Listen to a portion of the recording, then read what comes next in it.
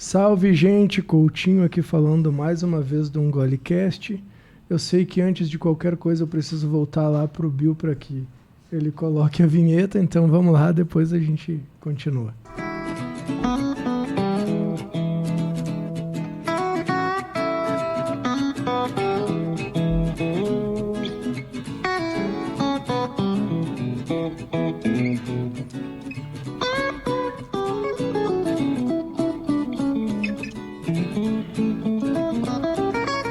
Agora sim está comigo de novo. Vamos então, antes de mais nada, para os recadinhos que a gente sempre faz no começo. Põe o videozinho aí então para nós, por favor, do Bronze da Rê ou Bronze da Rê. Doutora, se quiser ficar bronzeada antes de ir para a praia, vai lá no Instagram, o Bronze da Rê, e chame as meninas lá. Tem iluminador agora também, que é novo, que o lançamento foi esse ano. Feito, Bill.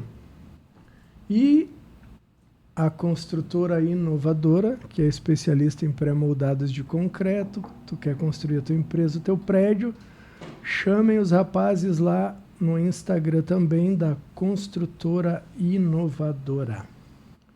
Fechou? Agora sim, antes de mais nada, antes até de falar seu nome, eu quero agradecer por ter aceitado o convite. Eu que agradeço. Eu sei que a vida é sempre uma correria.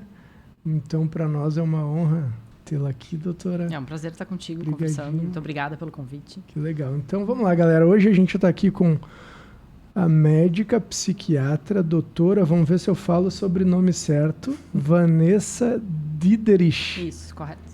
Vanessa Diderich. Isso? Diderich. Então, tá. Doutora, obrigado. Então, uma das primeiras coisas que a gente sempre faz, a gente pede para que o nosso convidado faça uma autoapresentação, porque a gente sempre tem um conhecimento um pouco mais supérfluo, mais raso de quem está aqui com a gente, né? Então, nada melhor do que nós mesmos para fazer a nossa apresentação. Então, por favor, fique à vontade. Certo. Se quiser olhar na câmera 6 ou para mim, não faz diferença. A senhora quem manda. Certo, muito obrigada pelo convite, então, mais uma vez. Coutinho, eu sou Vanessa Diderich, sou psiquiatra. Ano que vem faço 20 anos de formada na psiquiatria, 25 já de medicina. Fiz minha residência médica no Hospital Psiquiátrico São Pedro, em 2006, concluí. Depois fiz psicoterapia de orientação analítica no CELG, na URGS, em 2008. Já trabalhei no SUS, com dependência química, já trabalhei em consultório privado, consultório de plano de saúde. Atualmente sigo no consultório privado e atendo predominantemente transtornos de humor, ansiedade, déficit de atenção. De uns anos para cá eu me voltei mais a olhar funcional da medicina, assim, né? Ah, legal. Então, não só a parte de medicação, enfim. Sim, legal. Doutora, tu dissesse aqui para nós que trabalhou com dependência química. Né? É também uma doença psicológica? Pode ser dito assim? Sim, um transtorno de dependência química, às vezes a dependência, às vezes um transtorno de adição, né, de abuso de substâncias, né, como se diz. A pessoa pode não ser dependente, não ter atingido ainda o nível de dependente químico, mas fazer um uso social ou recreativo, como se diz, e já ter um transtorno de abuso de substância, né? Seja cigarro, álcool, né? Que é mais socialmente aceito, digamos assim. Eu coloquei, a gente vai bater um papo, né? Vai ser uma conversa assim, eu vou tirando as minhas curiosidades, que possivelmente é a curiosidade de uma galera que vai nos assistir. Sim. Tem diferença entre transtornos psicológicos e doenças psicológicas? A gente tem na saúde mental a classificação internacional de doenças, o DSM, né, a classificação europeia, outra americana, se chama transtornos, né, se classifica como transtornos. A gente sabe que tem na psiquiatria, né, duas entidades que são o transtorno de humor bipolar, seja qual for a especificação, que tem subtipos, e a esquizofrenia, eles são tratados e manejados como doenças crônicas. Eles são quadros crônicos e precisam de tratamento para o resto da vida, inclusive com medicação. Porque a gente tem um detalhe, a gente nos transtornos de humor, de ansiedade, os transtornos mentais, nem todos eles, a maioria não vai precisar de tratamento com medicação, por exemplo, por toda a vida, ou de forma contínua. Tá. Mas esses dois, sim. Esses dois, sim. Esquizofrenia e transtorno de humor bipolar, sim. Tá, eles são classificados como transtorno, mas o tratamento é como se fosse doença crônica. Sim, eles têm uma apresentação, uma evolução crônica e eles não se preconiza que não se interrompa o tratamento medicamentoso, né? Claro, a gente pode trocar, reajustar a dose, rever um tratamento que não está dando certo por alguma razão, está trazendo algum malefício para o paciente, mas não interromper, deixar ele só com tratamento psicoterápico, digamos, ou de cuidado em saúde, manejo da saúde física, né? Tá. Hábitos de vida, estilo de vida. Tá. Existem fatores de risco? Sim. Para transtornos. Por exemplo, a depressão, o que é? Uma doença ou é um transtorno? É um transtorno. É um todos pode são ter transtornos? Dá para dizer isso ou não? Dá. Transtorno de humor bipolar, o transtorno... Ansiedade, transtorno depressão. alimentar, depressão, transtorno de adição, né, a jogos, Sim. a pornografia, por exemplo. Então, todas as doenças psicológicas são também transtornos? Sim, dá para dizer que sim. Dá para dizer que sim. Eu achei... Vê, né? Eu aqui, leigo que sou, eu achei que eram coisas separadas. Eu vou dizer o que eu pensei que fosse, tá? Uhum. Eu pensei que fosse... Que eu já aprendi também que não é, porque a gente conversou um pouquinho antes de começar aqui, né? Sim. Mas eu pensei que fosse, por exemplo, doenças psicológicas, aquelas que eu adquiri no decurso da vida, e transtornos fossem aqueles que eu já nasci com. Eu pensei que fosse assim. Sim. Antes de conversar um pouquinho, antes de a gente ligar. Tu pode ter um transtorno que já vem com sintomas desde a infância, inclusive transtorno de humor bipolar. A gente tem crianças, né? Na época da residência no São Pedro, a gente passa por a internação infantil, mesmo não sendo especialista em infância e adolescência, mas a gente passa. E tinha crianças de 5, 6 anos já praticamente com diagnóstico, porque são quadros bem mais sérios. Aí tu vê que tem um transtorno, assim, a criança já tem... já tem uma repercussão no relacionamento na família, a questão de qualidade de vida escolar, enfim. Todos têm fatores ambientais? Acho que nenhum escapa, né, de fatores Não ambientais, escapa. porque hoje em dia a gente tem o que chama de epigenética. A gente Sim, tem a parte genética, tá. né, o que a gente herdou, enfim. Não quer dizer que a gente vá manifestar isso ao longo da vida. Tá. Eu posso ter gene para, sei lá, infarto, AVC, enfim, fazer uma comparação, mas não necessariamente a minha parte epigenética, ou como eu levo o meu estilo de vida, vai determinar que eu manifeste isso ao longo da vida. Então, eu posso ter muitos fatores de risco genéticos, mas não ter essa manifestação. Tá. Se eu tiver fatores protetores, né? Estilo de vida, manejo do estresse, evitar drogas, por exemplo. O que tu faz na tua vida, ou seja, os fatores ambientais podem ser inibidores do genético, sim, inclusive. Sim. Isso é legal, não sabia. Isso se chama de epigenética, né? A gente, isso. Epigenética eu vou tentar explicar o que é. Uhum. E aí tu me corrige se eu estiver errado, tá bom? A genética é aquilo que a gente traz com a gente, que a gente herda. Isso. Que está dentro do nosso DNA. Isso. E a epigenética é aquilo que a gente vai colando no nosso DNA. Exato. De acordo com aquilo que a gente vai fazendo, assim, explicando de uma forma São as figurinhas do álbum. Isso, tu vai colando de acordo com aquilo que tu faz com a tua vida, o teu corpo e a tua cabeça. Isso. A epigenética, inclusive, pode ser herdada também. Sim. De acordo com aquilo que a mãe fez enquanto Sim. tu estava grávida, ou o pai Sim. fez com a mãe, né? Para não deixar só na mulher, né? Sim. A depender do que como o marido tratava a esposa naquele momento, pode colar figurinhas também, né? Sim, porque a gente sabe que o feto, a criança, ela reage na barriga da mãe Exato. a estímulos externos, a música, a conversa, enfim. Perfeito. Então, agora vamos lá, peraí. Uma psicopatia, ela vai ter fator ambiental também. necessariamente, ou pode ela não pode, ter? sim, ela pode. A gente tem muito da parte genética, daí a parte que já vem com o indivíduo, mas claro que dependendo como é que foi na infância, a criação dos pais, maior ou menor vínculo com os pais, a ausência de uma figura paterna ou materna, exposição à criminalidade, como é que são os limites, né, o exemplo em casa. Isso é um pouco delicado de falar, porque eu posso ter um adolescente, por exemplo, psicopata, ou que já tenha traços de psicopatia, ou um adulto jovem que vai manifestar uma conduta desafiadora ou não tão normal, aceitável na sociedade, tendo vindo de uma família extremamente normal, digamos assim, ou sem traços de psicopatia. Sem traumas, exato. Sem ter vindo ter marcas ou carimbos no seu histórico de traumas. E aquele filho ser saído um pouco do eixo, assim. Mas também posso ter, sim, às vezes, sei lá, filho de traficante, não sei, sei lá, conforme for a exposição ao ambiente, né, dos adultos, no caso. Mas aí pode também ter...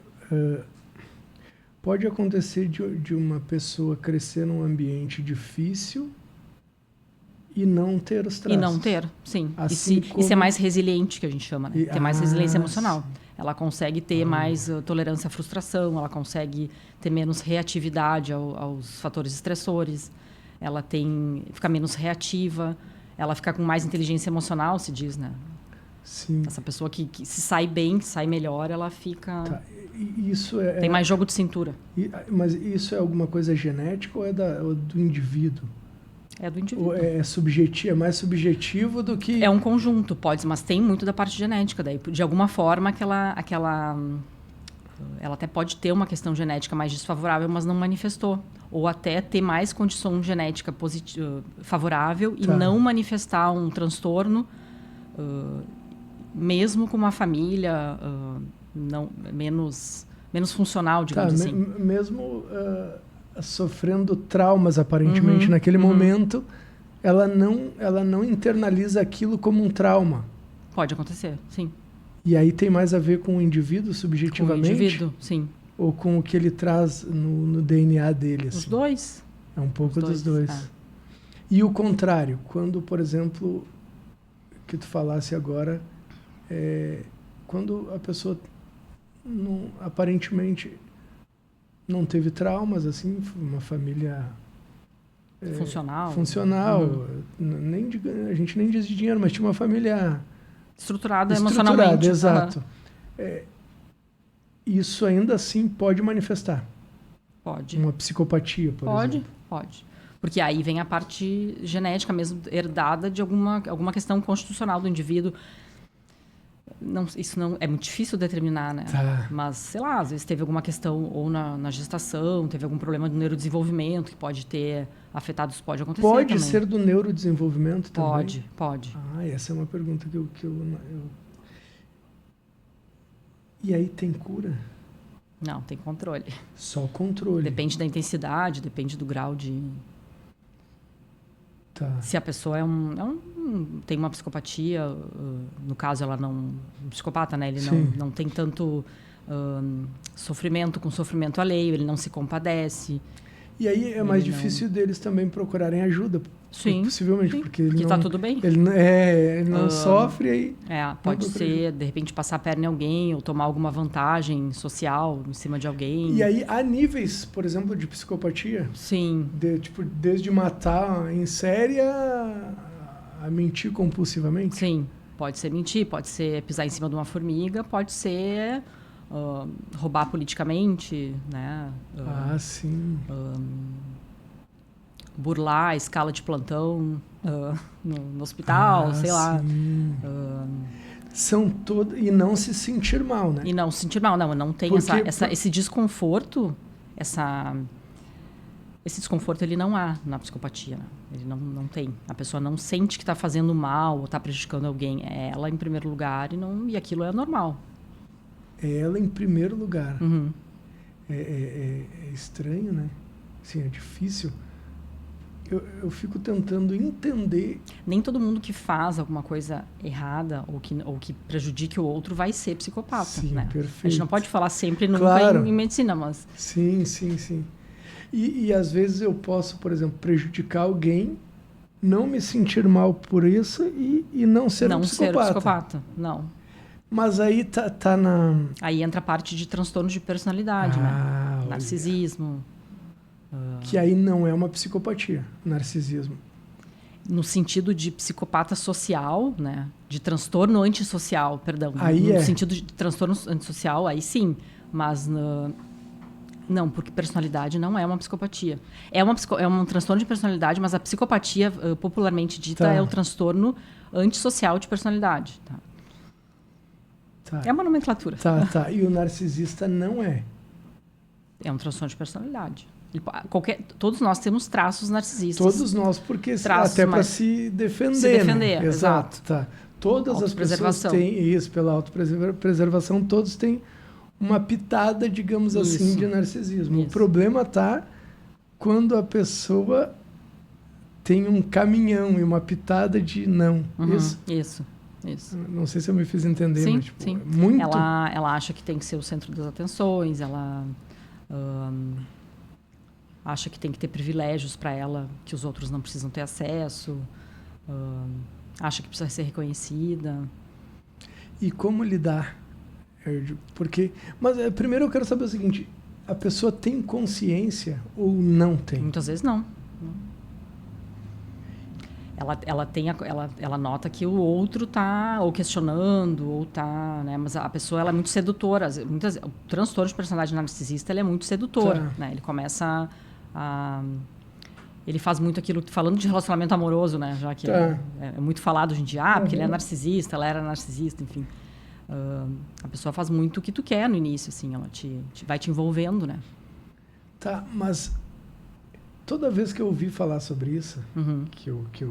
a gente vê nos vídeos na internet e tal, né? Já estamos fugindo um pouquinho. Me parece que as pessoas falam como se o narcisista fosse um vilão. Uhum. E aí eu sou advogado, né? Uhum. De formação que eu Sim. tinha te comentado. E aí, para mim, um vilão, ele precisa ter consciência do que ele está fazendo. Sim. Então, se o narcisista, às vezes, não tem consciência do que ele está fazendo, ele seria um vilão igual? Não, nem todo mundo é só vilão, né? São duas pessoas se relacionando, né? Ou um chefe, um funcionário, Sim. ou uma patroa e um funcionário, enfim. Um casal. Uma relação entre irmãos, Tá. sempre. Mas o narcisista, ele sofre? Ele sente ou não? Não. Ele não Ele sofre se ele não é atendido, se ele não tem os seus desejos atendidos.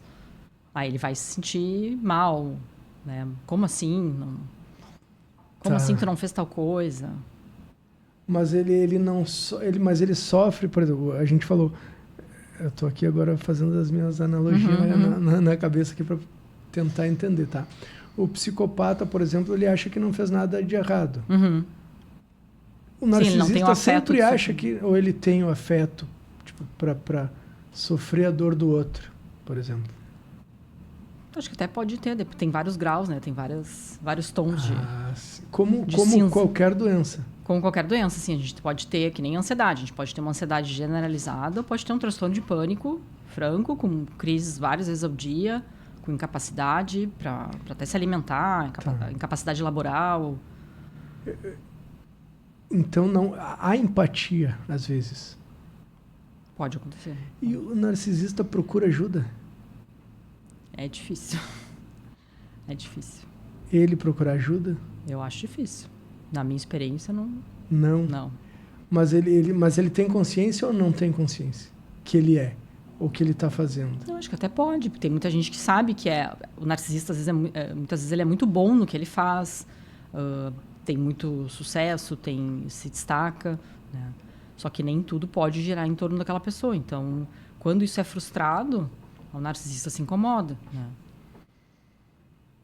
E aí talvez ele busque ajuda.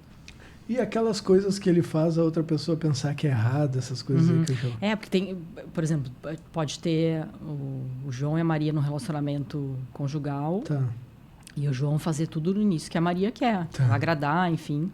Isso faz parte do traço narcisista. Tá. Né? Às vezes sem maldade também, sem má fé.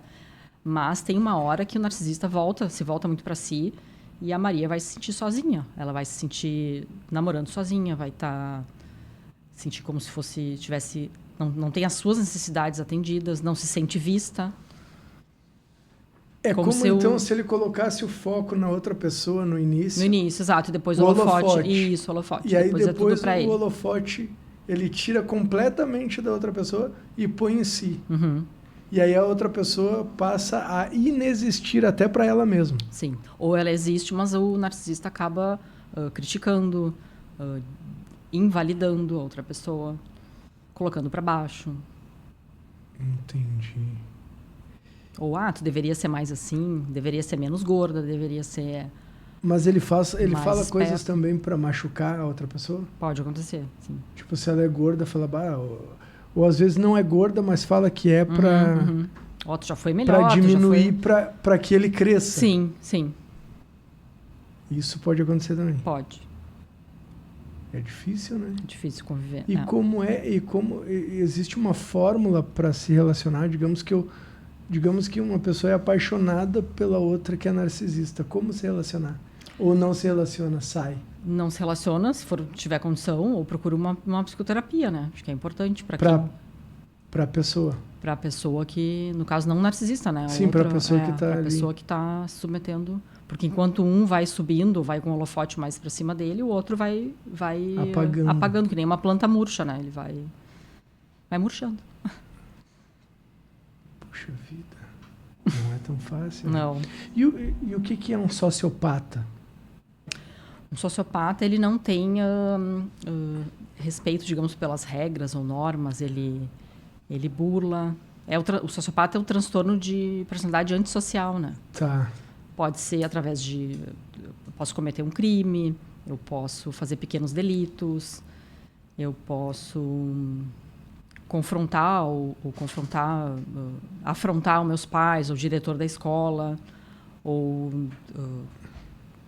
sei lá, explodir o banheiro do colégio, não sei, um exemplo assim. Tá, entendi. Né? Fazer delitos, é muito frequente em adolescente envolvido com drogas, com criminalidade, é bem frequente o transtorno antissocial. Que aí ele também não sente nada pela vítima dele. Tipo, isso. Ele não sente remorso, nada. Não. É diferente de psicopatia? Ou tá dentro? Ou um tá dentro do outro? Não, é a mesma coisa. É a mesma coisa, tá. São nomes diferentes para o mesmo transtorno, mesmo transtorno. Assim. Só que isso pode ter várias intensidades, vários níveis. Tá, e tem tratamento? Tem, mas é difícil, né? Porque é uma coisa que já vem muito da criança pequena, né? A gente pode perceber, às vezes, em crianças pequenas, traços de... Tá. Qual o sinal de alerta? Tem algum sinal de alerta? Eu acho que um dos mais é não ter remorso, não ter a questão da violência física, não ter muito remorso, não sentir remorso, maltratar animais. Às vezes, eu dei exemplo da formiga antes, né? Mas sim. Ter aquela criança que tem... Vou prender o bicho aqui, a formiga, a lesma, sei lá. Machuca. E não tá... Mas existe um prazer nisso? Eles sentem prazer nisso? Sim. Sentem prazer. Sim. Então não é só não ter remorso. É pior, é sentir prazer com... pior. Sim, com estímulos que, na verdade, nós, normais, nos sentimos muito mal. Exato. Nós talvez nem conseguíssemos fazer. Sim. Tipo, pegar um gato e ficar enforcando e ver o sofrimento. Sim. Aquilo gera prazer nele. Sim. E isso como nos filmes, né? Tem os filmes de Tem um filme aquele do killer. Macaulay Culkin. Como é que é o nome? Anjo Mal? Anjo Mal. Acho que eu não vi esse filme, Anjo mas eu sei qual. Não viu? Não, acho que eu vi, mas faz muito tempo. Muito bom aquele filme. Eu olhei também faz muito tempo. Anjo Malvado, Anjo Mal. Anjo Mal, né? Anjo Mal, né? O Anjo Malvado. O Anjo Malvado. Que no fim ele tá com o sobrinho. Vou dar um spoiler aqui do filme, pra quem não viu. Eu acho que ele mata, né? Ou não salva, uma coisa assim. A mãe dele, ele tenta matar o sobrinho. A mãe dele já viu que ele matava bicho. Uhum. Ele era mal, né? E aí ele fazia de tudo para o primo dele se dar muito mal. E aí ele tentou matar o primo dele. Viu, né? Vi. Aí a mãe pegou as duas mãos Uhum. para salvar e tava o sobrinho numa mão e o filho, que era o Macaulay Culkin, na outra mão, num precipício, e ela deitada tentando segurar para salvar os dois, e um começa a escorregar. Uhum. Então ela teve que escolher entre Eu lembro. largar a mão do filho ou do sobrinho, porque um dos dois ia morrer.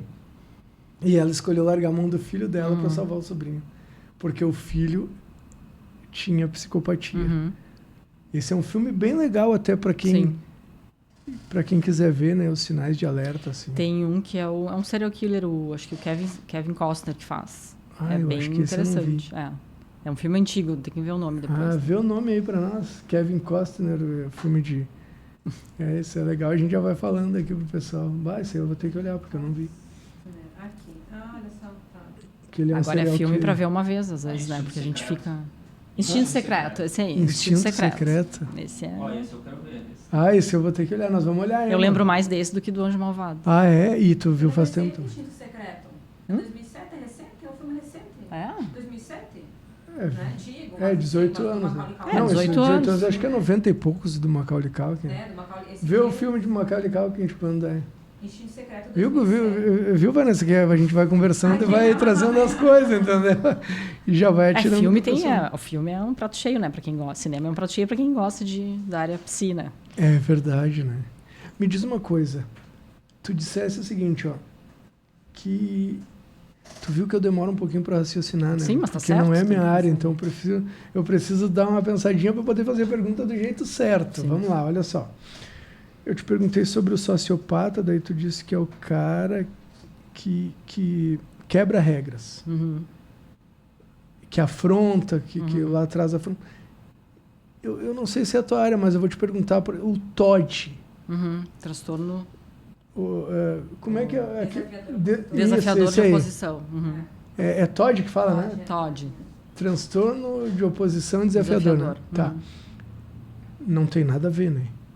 Ou o sintoma lá no início pode parecer o mesmo? Sim, ele pode parecer. Não é a minha área mesmo, sou psiquiatra de adulto, mas ele pode parecer. Lá no início... Sim, muitas crianças ou pré-adolescentes têm até o diagnóstico, é aventada a hipótese desse diagnóstico, mas na verdade às vezes não. Pode ser Isso é importante.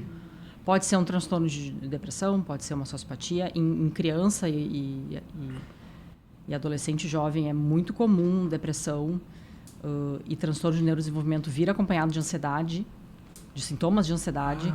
Então, em muitos transtornos, até os 18 anos, não se firma diagnóstico. Isso é uma coisa importante dizer. Até os 18 não se firma diagnóstico? Não se firma para vários transtornos de psiquiátricos, não se dá um diagnóstico.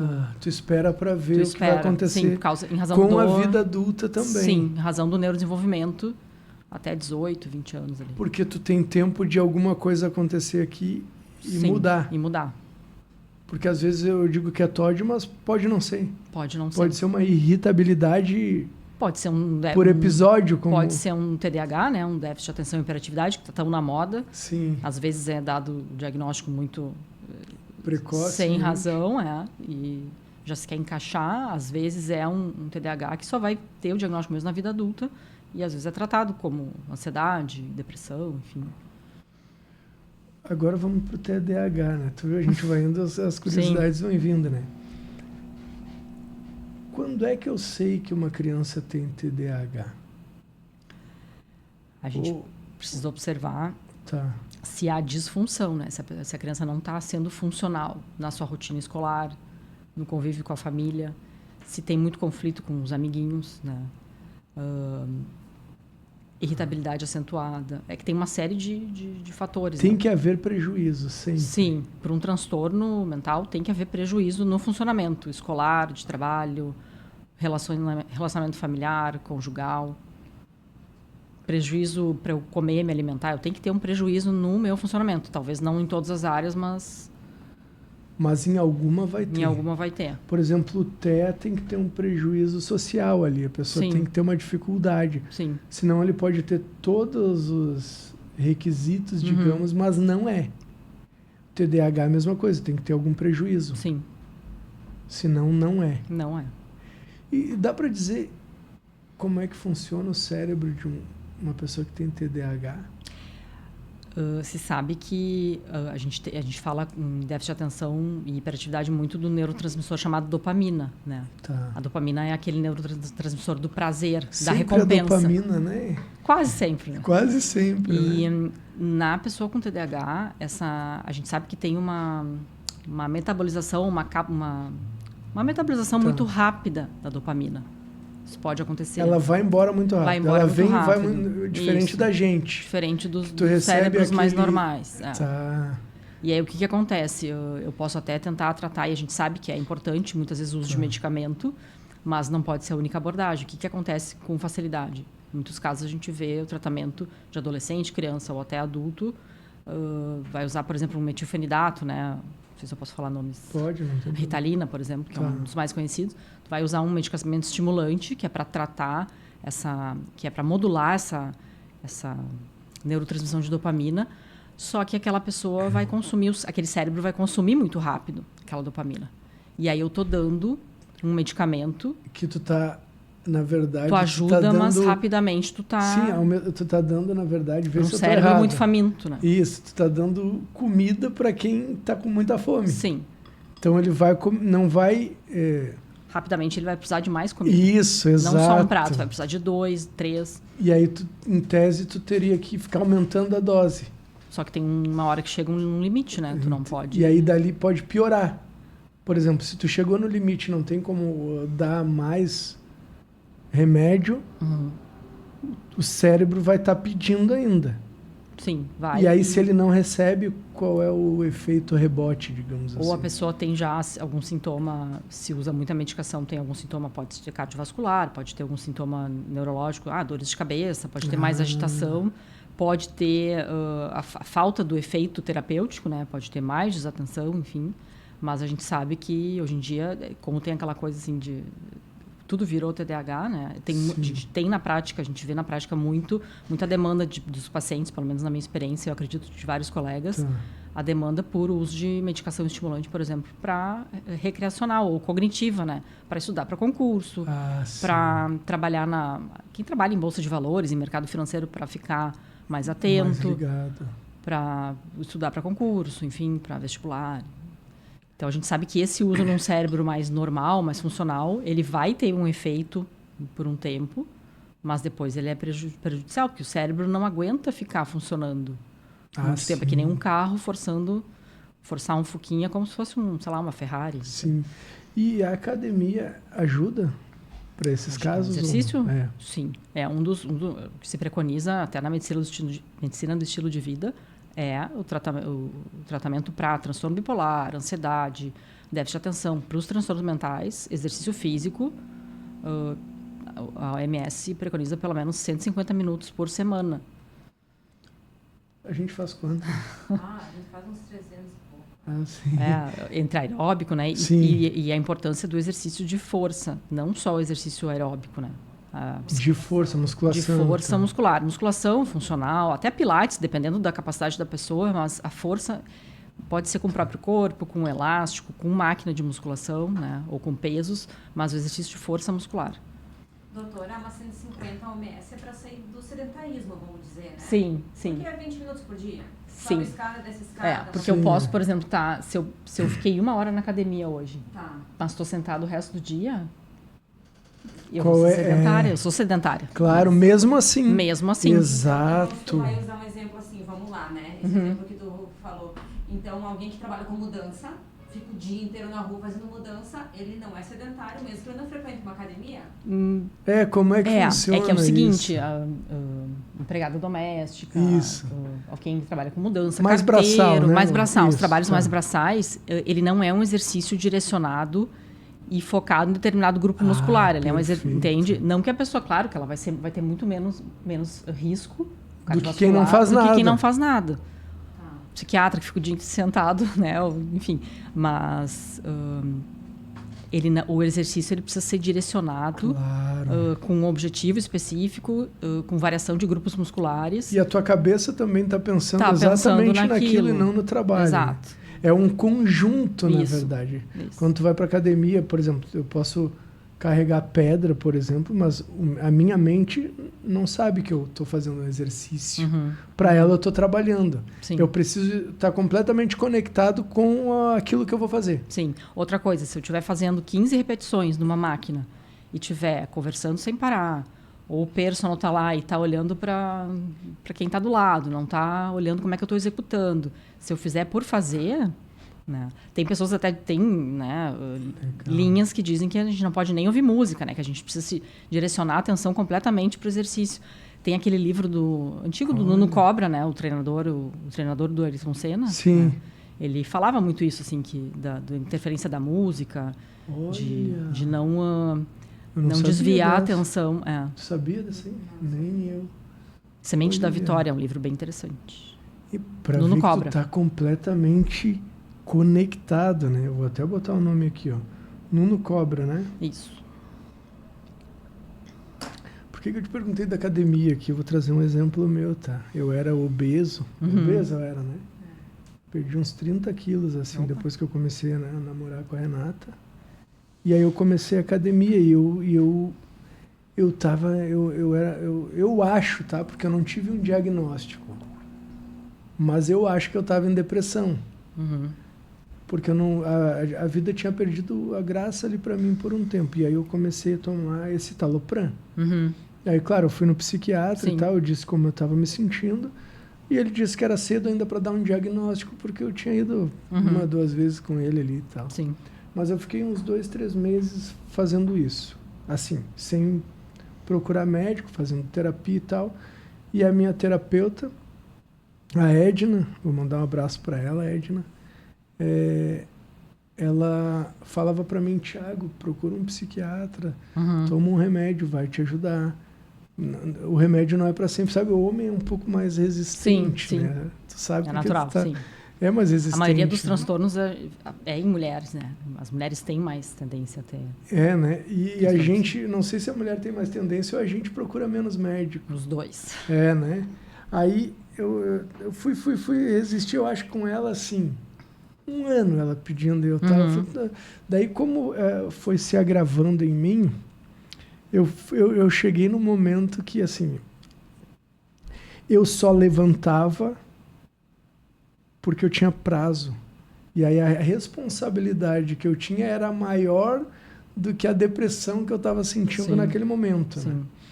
Isso eu fiquei assim por uns 3 meses, eu acho, 3, né, que eu te comentei que eu fiquei mal. Né? Aí, doutor, o que eu fiz? Eu comecei a beber. Aí eu tomava um vinho e dava aquela relaxada. Mais relaxado, sim. E aí eu percebi que a bebida estava me fazendo mal, porque ela estava me fazendo bem. Então, se ela estava me fazendo bem naquela situação, ela estava me fazendo mal. Foi isso que eu pensei na hora.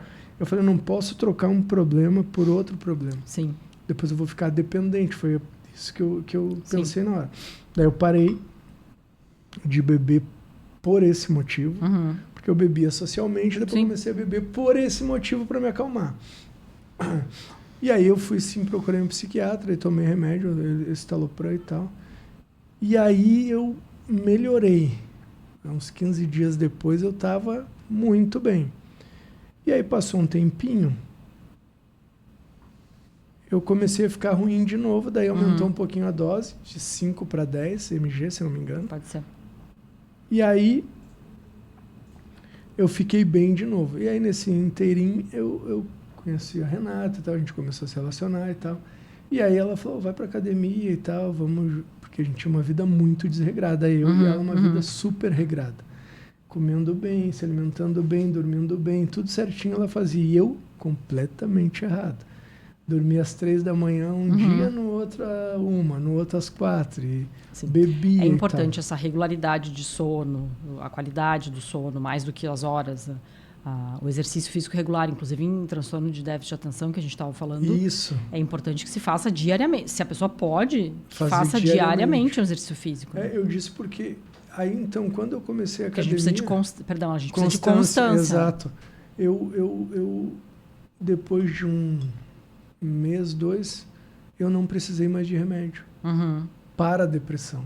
Eu fiquei bem, eu me sentia bem, todo dia bem. Sim, porque muitas vezes a gente não tem uma depressão neuroquímica, né? A gente não precisa do remédio, a gente tem que regular os hábitos de vida. Olha. Que assim como a gente se acostuma com maus hábitos, né? A gente também se acostuma regulando os hábitos para melhor, né?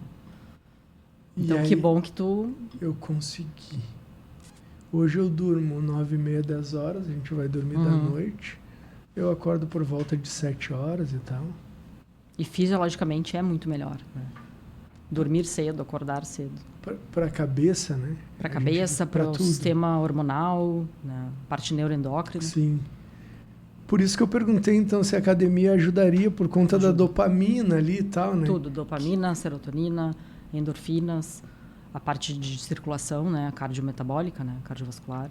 E a parte da musculação, principalmente membro inferior, se sabe, hoje na endocrinologia, enfim, pernas, por causa dos receptores de insulina. Todos nós temos receptores de insulina no corpo, porque o nosso pâncreas produz.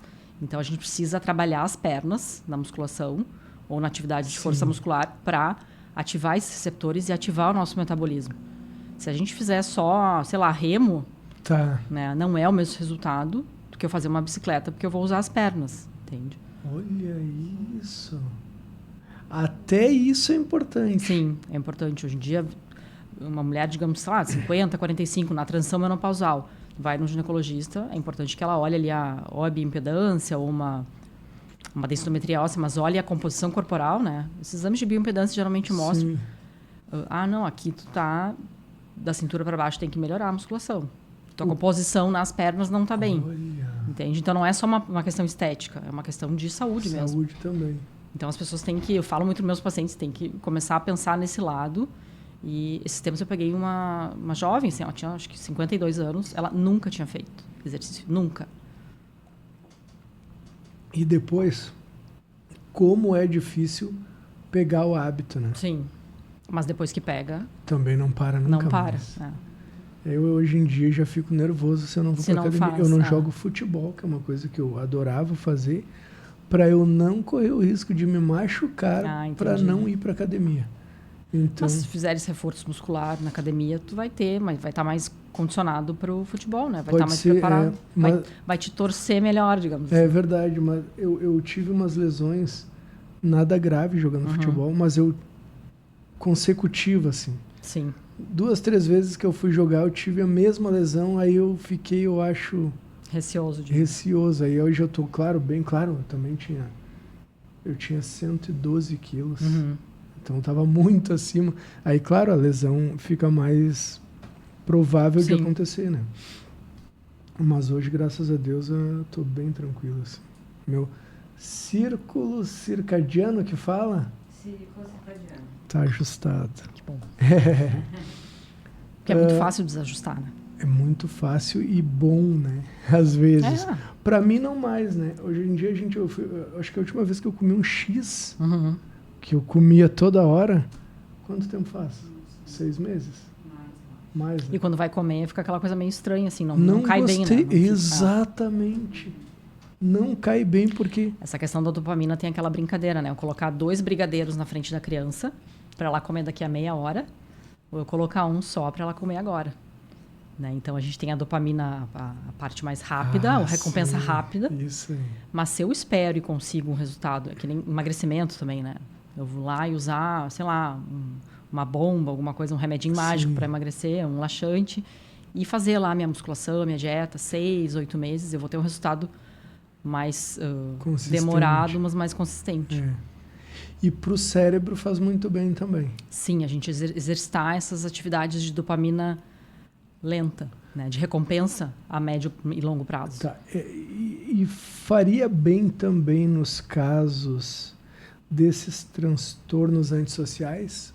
Ou nesse caso... Talvez a pessoa não tenha capacidade cerebral de no transtorno antissocial de... Essas pessoas, elas têm dopamina também? A dopamina delas vem quando vê o mal na outra pessoa? Pode-se dizer que sim. Que loucura, isso não dá para entender, né? É que a gente tem vários níveis também, né? A gente pode olhar, sei lá, às vezes... vai olhar uma série de roubo a banco, de assaltantes, vai olhar um noticiário sobre política, a gente vai se deparar com... Tá. Mas é um distúrbio, né? Sim. É um distúrbio. Transtorno de personalidade. É um distúrbio, né? É? Sim. Aqui. Sim. Tá, eu quero te fazer uma outra pergunta que é o seguinte. Esse transtorno ou distúrbio, esse antissocial, tá? Uhum. Ele necessariamente tem que trazer selos desde criança e se manifestar lá em criança, ou não, ele pode se manifestar depois na vida adulta, só se manifestar lá? Na vida adulta, não sei, acho que a partir da adolescência já... A partir da adolescência, sim. Acho que é difícil não ter nada anterior. Não aparecer nada na adolescência e aparecer anos. só... É porque tem uns casos aí, doutora, que eu tenho percebido próximo a mim, mas claro, a gente não pode fazer, como é que se diz? Não pode dizer... Taxar, diagnosticar. Por uma pessoa dizer que é a média, o que acontece sempre, né? Sim. Ou pelo que acontece no nosso entorno, não dá para dizer que é uma pesquisa científica com 2 ou 3, né? Só um relato de caso. Só um relato de um episódio, digamos assim, ou de alguns episódios. Mas tem uma pessoa muito próxima a mim que eu não sei o que aconteceu, fica difícil porque houve uma mudança de comportamento muito grande. Eu não vou dizer 360 porque 360 volta para o mesmo lugar, né? Sim, sim. Mas eu digo uns 180 graus assim, do que a pessoa era, e isso aconteceu na vida adulta. Depende de qual faixa etária, depende se tem alguma... Porque a gente fala de transtornos psiquiátricos, a gente sempre tem que investigar as causas base, né? Se eu tenho, por exemplo, uma doença da tireoide, que não foi diagnosticada ainda, mas eu preciso numa pessoa que estava num determinado funcionamento de vida, ali, de rotina. Ela tem uma mudança muito, muito importante de comportamento, de humor, de ânimo para a vida, de vamos, assim, para fazer as coisas, né? De ímpeto para a vida, ela precisa ser avaliada. Pode ser ter um tumor cerebral, tem que ser descartado uma questão endócrina mais importante. Quando há essa mudança brusca sim. Lá na vida adulta. Sim. Sem nada... Claro, em qualquer faixa etária, mas sem nada... de traumas externos. Assim. Isso, sem nada ter acontecido que levasse a pessoa a... Sim. Nossa, eu poderia até relatar um caso aqui, mas... Aí a gente teve agora a enchente, né, ano passado no estado do Rio Grande do Sul. Isso é um evento importante, assim. Muita gente teve o primeiro episódio, mesmo com 35, 40 anos, que não é a faixa etária de maior incidência de um primeiro episódio de ansiedade ou de depressão, teve episódio em razão de todo o estresse que foi. Claro. Né? Então era muito comum, na época, receber paciente primeiro episódio. Abriu um primeiro episódio de ansiedade, de transtorno com a questão da enchente. Até a ansiedade, ela precisa... Normalmente, ela acontece lá na adolescência? Os primeiros episódios começam a aparecer Pode, lá, né? É comum acontecer. É mais comum do que acontecer o primeiro episódio lá na vida adulta, com 40 anos. A maioria entre 20 e 30 anos, Aninha. A maioria dos transtornos tem o seu primeiro episódio, a primeira manifestação entre os 20 e os 30 anos. É o mais comum, estatisticamente, né? Mas eu posso ter, 35, posso ter essas sessões, sempre pode. Daí a gente tem que abrir o olho e investigar causas orgânicas, né? A pessoa teve um acidente, bateu a cabeça, teve enchente, teve um trauma grave. Uma vez eu atendi um motorista de ônibus, ele sofreu um assalto, foi espancado no trabalho. E ele abriu um quadro psicótico, assim, ele iniciou com um quadro psicótico, como se fosse uma esquizofrenia, na prática, né? Não tinha idade para isso. A esquizofrenia a gente sabe que é na adolescência. Que chama transtorno pós-traumático, esse? Sim, acho que sim. Eu falo porque eu tive alguns processos assim. Não, dele era considerado, que foram sim. assaltados. Sim. E aí, às vezes, não podiam nem olhar a bolacha lá da empresa, que eles já ficavam nervosos, já ficavam com sintomas importantes. Foram pegos de refém, os filhos foram pegos de refém e tal.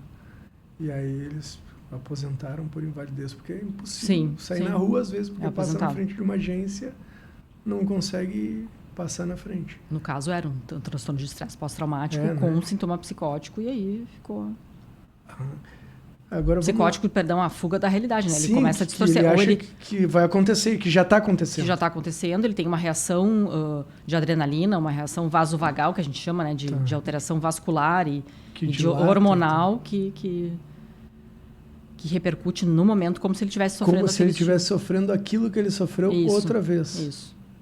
Que loucura. Eu tenho um amigo meu que chegava a se esconder embaixo da cama. Uhum. Porque pegaram o filho dele e tal. Uhum. Foi uma loucura. Esse senhor que era motorista de ônibus, acho que ele, não sei se matou o assaltante, mas ele feriu gravemente o assaltante. Ele teve uma reação muito explosiva, entende? Então mistura as duas coisas, mistura todo o trauma do assalto e o que ele provocou. Alguém, por exemplo. Uhum. E a gente nunca sabe, né, como é que vai reagir de verdade. Exato. Né? A gente pensa que sabe. Sim, a gente acha. Pensa, inclusive, se eu mato o ladrão que ia me matar, eu vou ficar bem. Uhum. Tu não sabe, né? Sabe. Porque não aconteceu ainda. E deve ser um trauma, sim, possivelmente. E ninguém tem como afirmar como vai reagir, né? Não é impossível. Se uma barata passar aqui agora, eu não sei se eu vou gritar ou se eu só vou olhar. É verdade. É verdade, eu acho que eu gritaria, né? Em casa eu grito.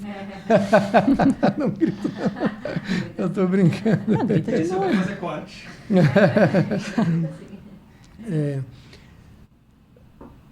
Dá pra... Como é que faz... Tá, vamos ver se eu consigo fazer a pergunta. Assim. É possível separar os transtornos antissociais com os outros transtornos, como depressão e tal, que não são antissociais? Pelo menos não, talvez até sejam antissociais também. Alguém que está com depressão não quer ver gente. Não, sim, aí no sentido da parte mais fóbica, né?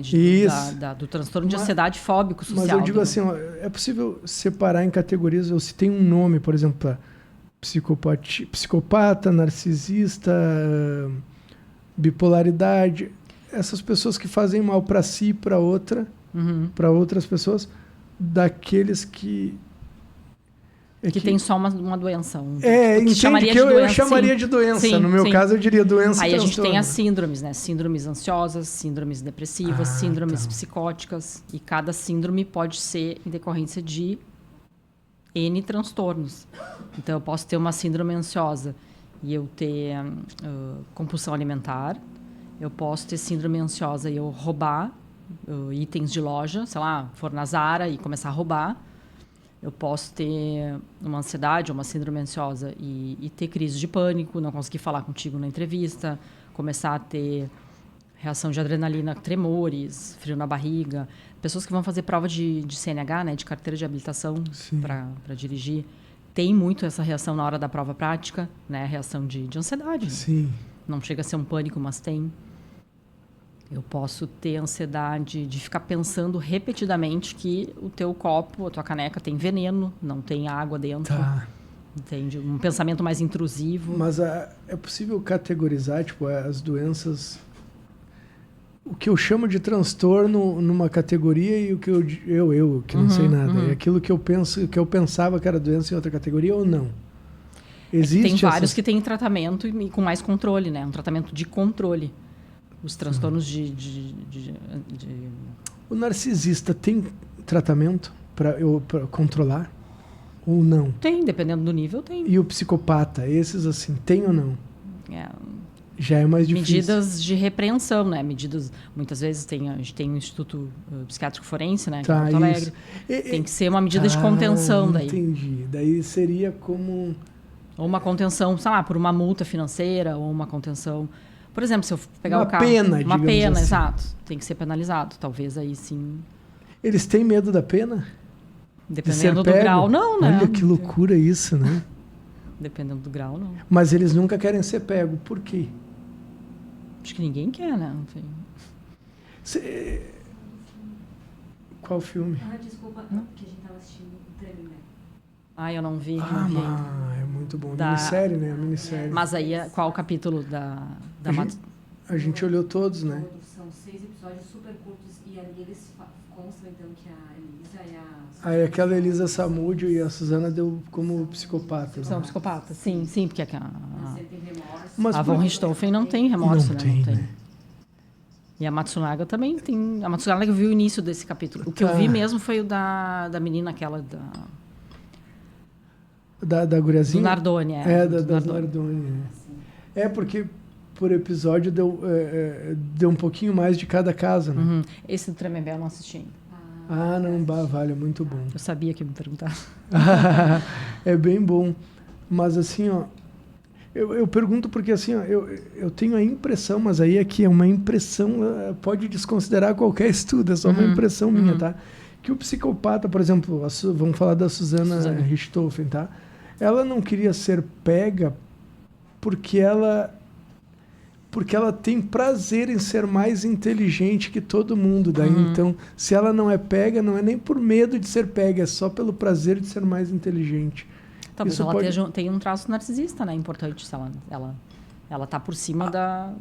ela sai por cima. Olha aí. Pode ser. Isso. Tô falando claro, pode ter, então, um psicopata narcisista, por exemplo. Acho que sim, pode. Na época não foi visto que os irmãos, aqueles que mataram os pais dela... Os cravinhos, né? Não, foi por causa da herança, do dinheiro. Eles argumentaram para ela que ela ficaria com a herança, eles poderiam viajar. Era um motivo fútil, né? Fútil, claro.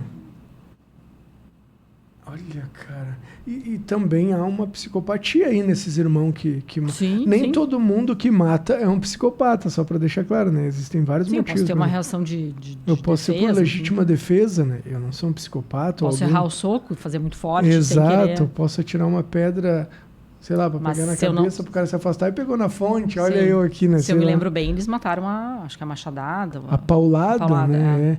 Aí tem que ser um psicopata, para tu não sentir. Não sentir dó. Meu Deus do céu. E estão tudo casado e bem, né? E sabe o que mais me assusta? Que eles têm bastante seguidor. Sim. Por quê? Aí o lado mórbido das pessoas, né? E há uma certa psicopatia também ali, em quem segue. Dizem até que em medicina, quem é cirurgião tem um lado de extripador atenuado, que canalizaria isso. Isso na psicanálise, né, se diz. Que quem... Pois aqui vou dar outro exemplo aqui. Ou quem é obstetra, enfim, ou quem é cirurgião em geral, né? Que corta, que retalha, ou traumatologista, né? Cirurgião que martela, que tem um quê de Elise Matsunaga, um grau bem, um resquício de Matsunaga ali, que gosta de ver. Sublimado e desviado a uma funcionalidade na sua vida, enfim. Como eu ter toque, ter transtorno obsessivo compulsivo, não poder ver a xícara, o copo desalinhado aqui do microfone, mas ter isso atenuado e na minha vida eu ser organizada, ser funcional, eu cuidar das minhas contas. Aí não chega a ser uma doença. Não é uma doença. Porque não está causando prejuízo. Se não causa prejuízo. Tem muitos traços de personalidade ou até algum transtorno mais leve que pode ser... pode casar bem para aquela pessoa. Ela fica mais funcional, entende? Até a ansiedade. A gente precisa de um pouco de ansiedade para... Até para autodefesa. Eu estar alerta aqui para poder prestar atenção, responder todas as perguntas. Eu preciso de um certo grau de expectativa, né? Porque nenhum também não é bom. Não, existe um problema. Sim. Também. Se eu vou lá falar para 10 mil pessoas e eu não sentir absolutamente nada, ali também tem um certo grau de alguma coisa. Sim. Em relação aos cirurgiões, né? Faz um pouco de sentido, não parece assim? Agora que tu falou, para mim... Faz os instrumentos pérfuro cortante, tem... Né? Faz um pouco de sentido, né? Porque... Mexe com sangue, com os órgãos internos. Exato. Tu vê aquilo ali, deve ser um pouco difícil. Um pouco de Hannibal, assim. Exato.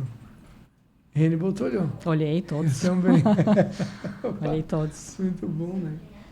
Muito bom. Deixa eu te contar, não sei se eu te conto esse caso, ou eu te conto depois que fechar as câmeras, né? Mas agora que eu falei... Aí tu corta depois. Mas agora que eu falei, quem vê vai ficar, tem que falar, né? O que acontece, assim, ó? Tem uma pessoa muito próxima a mim que agora está um pouco mais distante, né? Por conta das coisas que vem acontecendo, assim. Mas eu não consigo explicar o comportamento. E o comportamento aconteceu depois de muito... passou do adulto. talvez, e aqui eu vou te fazer essa pergunta então. Pode uma pessoa ter tolhida uma fase da vida e mais tarde vir a reviver essa fase que foi tolhida? Pode. Por exemplo, essa pessoa não teve uma adolescência e aí ela passou a viver a adolescência depois dos 40 anos. Pode, às vezes a gente tem idade cronológica, Isso. tem a biológica, eu posso ter um pulmão lá de um fumante de 60 anos, eu posso ter um pulmão condizente com a minha idade, eu posso ter um cérebro, um funcionamento emocional e social condizente com a minha idade ou não. Então, a pessoa pode, às vezes até por, sei lá, teve gravidez na adolescência, né? Tá. Tive filho com 15 anos, eu posso, claro, vai ter uma fase tolhida. Porque quando eu paro para pensar... Como se colocasse em stand-by ali uma parte do desenvolvimento, depois a pessoa resgata isso. E muitas vezes pode ser saudável resgatar isso, né? Ou não. Tá. Daí depende como, não sei se o comportamento da pessoa mudou só contigo, ou mudou com mais gente. Não, assim, ó, teve pessoas que diziam, não, ela sempre foi meio assim, mas não tanto, né? Uhum. E tem gente que diz, não, ela nunca foi assim, essa pessoa. Vou te dizer o que aconteceu. Por que eu tô falando sobre isso? Porque aconteceu hoje, eu fiquei sabendo hoje de uma coisa que aconteceu, que eu vou te falar, e tu não vai acreditar, talvez, mas aconteceu. Eu acredito em tudo. Tu já deve ter pego coisa muito louca no teu consultório, né? Mas assim, ó, eu tava morando em São Leopoldo, aqui eu moro em Santa Rosa, né? E eu tenho um apartamento em São Leopoldo, mas meus filhos são aqui de Porto Alegre. E aí, São Leopoldo fica longe para eu vir pegar eles, volta para São Leopoldo e tal. Uhum. Então, o apartamento de São Leopoldo eu aluguei e eu tenho um apartamento aqui em Porto Alegre que eu não ia morar, mas eu ia largar os meus móveis lá. Uhum. Para ficar lá, para eu ter onde colocar meus móveis quando eu fosse pro lugar que eu ia morar. O caminhão de mudança chegou no meu apartamento e tinha gente morando, alugada pela minha irmã, no meu apartamento. A minha irmã alugou o meu apartamento sem eu saber.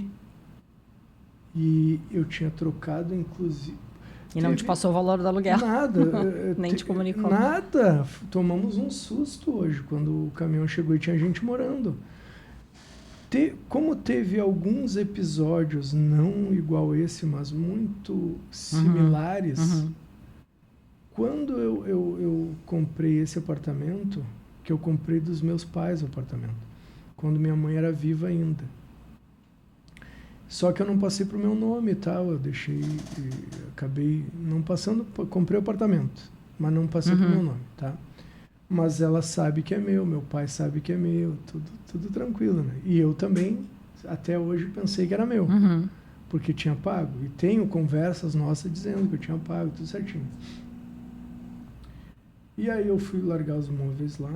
Como tinha outros episódios, quando eu fui pegar esse apartamento, eu dei uma reformadinha, porque daí eu queria vender.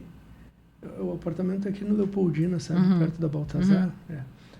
E aí, como eu queria vender, eu dei uma reformadinha nele. E como teve alguns outros episódios estranhos àquilo que eu estava acostumado com a minha irmã, pessoa. Eu fui lá e troquei as fechaduras da porta. Botei uma grade, botei uma fechadura na grade e tal. Então, a pessoa que alugou lá dela, para que alugasse, ela teve que mandar tirar as chaves, chamar um chaveiro, arrombar meu apartamento e botar a gente morar lá, receber o dinheiro sem eu saber. E aí eu fico pensando, como que alguém consegue fazer isso? E aí o que eu, talvez, por conhecer a trajetória dela, me parece que ela teve tolhida a adolescência, ela teve, e aí ela começou a viver a adolescência, sei lá, depois dos 45 anos, ela tem 52 hoje. Porque daí ela começou a fazer uma voada uma em cima da outra. Mas ela sabia que tinha gente morando. Não tinha ninguém morando, era meu, o apartamento estava fechado. E eu reformei para vender. Sim. E ela foi lá e botou alguém para morar. E ela estava recebendo aluguel. é um transtorno uma pessoa fazer isso. Não pode estar normal. Não, normal não. Tem alguma coisa estranha aí. Alguma coisa não encaixa, né? Não é? Porque daí chegou o caminhão de mudança, eu liguei para a síndica para abrir, e a síndica falou, não, a tua irmã ligou aqui, disse que alugou, tem gente morando lá, tudo certinho. Uhum. Aí eu tive que alugar um container aqui para poder largar minhas coisas, e agora eu vou ter que ver como é que eu resolvo isso. Conversou com a tua irmã já? Eu não falo com ela há um tempo, por conta de episódios parecidos com esse, eu acabei me afastando. Eu era muito, muito próximo a ela, muito mesmo, e aí ela começou a... E aqui eu estou dando o meu ponto de vista, né? No meu ponto de vista só. Mas começou a...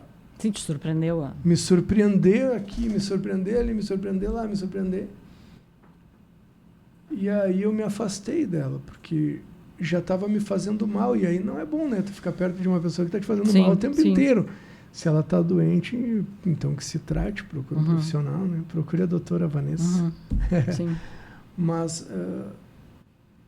o que eu talvez, uma forma que eu tento para eu conseguir absorver, entender que ela está vivendo a adolescência fazendo aquelas coisas avoadas que os adolescentes fazem, mas aí tu arrombar um apartamento que não é teu, eu acho que é um pouco mais do que... Mas aí é a tua visão, talvez ela ache que o apartamento não é teu, é dos dois ou é dela, enfim. Não, mas ela me mandou uma mensagem há um ano atrás, amor. Por aí, eu acho. Eu conversando com ela me mandou uma mensagem, não, eu sei que o apartamento é teu e tal, eu sei que tu comprou o apartamento. Ela falou, não sou mau caráter, eu nunca vou não sei o quê. E aí mandou arrombar meu apartamento. Então é só falta de comunicação, de repente ela não comunicou que estava colocando alguém para alugar, para utilizar enquanto... Mas ela deveria me pedir, não. Não sei, o que eu acho que me parece mais correto. Sim, claro. Então, por isso que eu tô... Aí tem que conversando, se entende, né? Tem que ver... Para entender, né? Tem que conversar com a pessoa, né? Mas eu não sei nem se eu quero. Sim, aí é outro departamento. Né? Porque é complicado, tio. Mas beleza. Viu que a gente vai conversando, aí vem vindo coisa, a gente vai aproveitando a doutora que está aqui. É difícil falar assim, né? Sim, claro, porque aqui eu estou dando um ponto de vista, mas eu estou falando... Se eu estivesse olhando um filme sobre o que aconteceu, eu estou dizendo exatamente o que apareceu no filme. Eu não estou nem aqui... Que é a história de filme, né? Eu não vou botar nenhum juízo de valor. Então eu vou falar assim, ó. Cheguei para largar minha mudança, tinha uma pessoa morando e fiquei sabendo que quem alugou foi a minha irmã. Por que ela alugou? Porque ela arrombou a chave que só eu tinha para botar outra pessoa morar lá. É isso que aconteceu. Eu não vou fazer juízo de valor, mas eu estou falando como se eu estivesse olhando o filme, assim. Sim.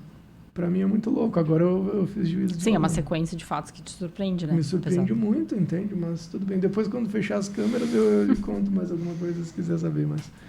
Vamos lá. Quanto tempo, Bill? 1 hora já. Já, olha como vai bem, né? Quando a conversa é boa. É possível fazer com que não se manifeste essas doenças quando elas são genéticas? E de que forma? Não sei se eu me fiz entender. Sim, entendi. Com o mínimo de estressores orgânicos, biológicos e sociais, né?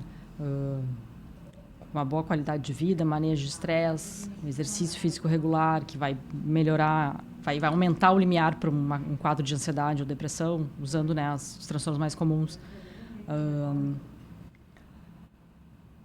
Ocupação, né? A pessoa seja um CLT, ou ter por que levantar da cama, ter uma tarefa para fazer, um objetivo de vida, né?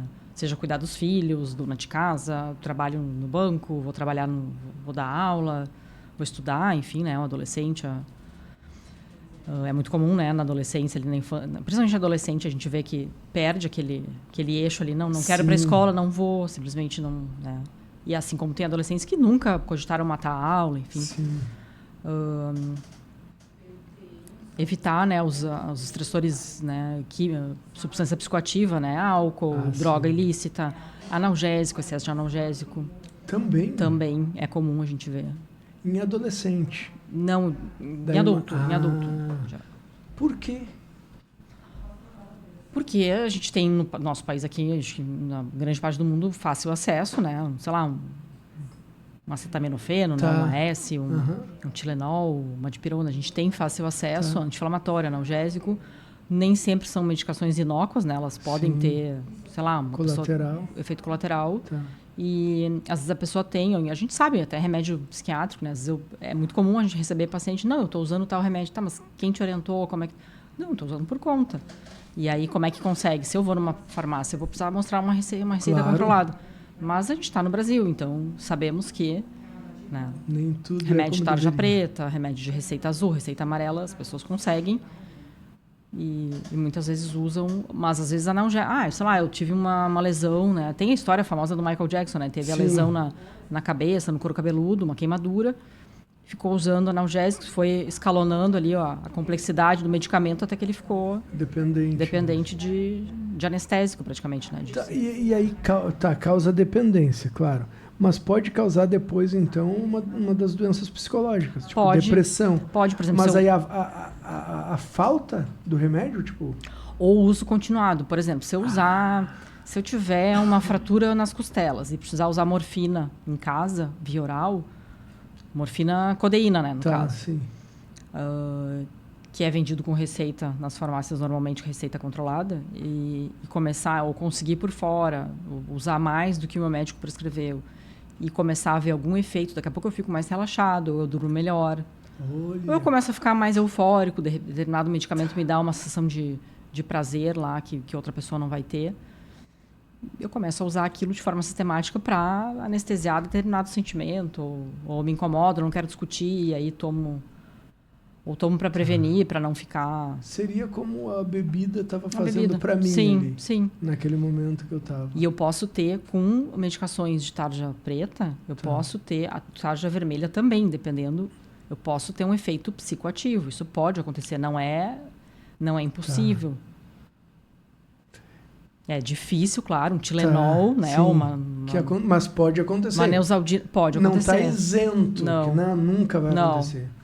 Olha só. E o corpo não vai ficando mais resistente? E aí, tipo, a dose precisa ir aumentando nesses casos que a pessoa vai precisar usa aumentar a dose para ter o mesmo efeito, exato. para que tenha o mesmo efeito, aquele efeito recreativo, Recreativo, isso, digamos, terapêutico, recreativo. isso, mas que não seja só para dor, por exemplo, a morfina. Sim, Mas à medida que eu- para dor seria, sei lá, tantos mg, sim. mas eu estou usando mais do que para dor. Mais do que 10 dias, aí eu vou aumentando. Isso, e eu estou usando mais do que para dor, eu tô me sentindo bem. Uhum. Tipo, me deu uma relaxada. Daí eu era para usar por 10 dias, eu uso por um mês.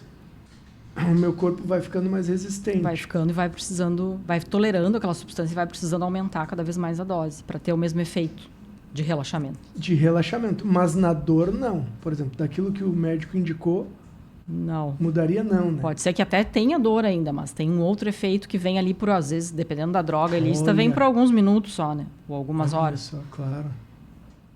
E aí eu crio... Vamos dar um exemplo que a gente usa na psiquiatria, Sim. né? O Rivotril, o clonazepam, né? Sim. Os benzodiazepínicos. É muito comum. É barato, né? Comparado a outras medicações para tratamento. Se consegue, infelizmente, fácil sem receita médica. Então, eu vou usando aquilo ali. Eu que preciso dormir.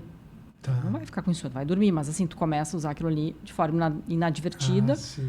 Vai causando uma tolerância, vai cada vez tendo uma dose maior. Só que chega uma hora que eu não tenho mais o efeito terapêutico. Talvez eu nem tenha mais o prazer se fosse um analgésico, uma morfina, né? Mas eu vou ter... Dependência. Virou uma dependência. Eu começo a ter os efeitos paradoxais ou colaterais. Eu começo a ter tremor, perda de memória. Eu pego o carro, saio, não sei onde eu estou indo. Entendi. A gente pode falar um pouquinho sobre pensamentos intrusivos? Pode. Uhum. Por que eles acontecem? É possível dizer? Sim, geralmente é um quadro de ansiedade não com repercussão tão física, de tremor, palpitação, pressão no peito. É uma ansiedade mais mental, é uma alteração mais cognitiva. Tá. E geralmente por transtorno obsessivo, com compulsão ou sem compulsão, por transtorno de ansiedade generalizada, pode acontecer. No transtorno de pânico, que é digamos assim, que é uma ansiedade generalizada mais...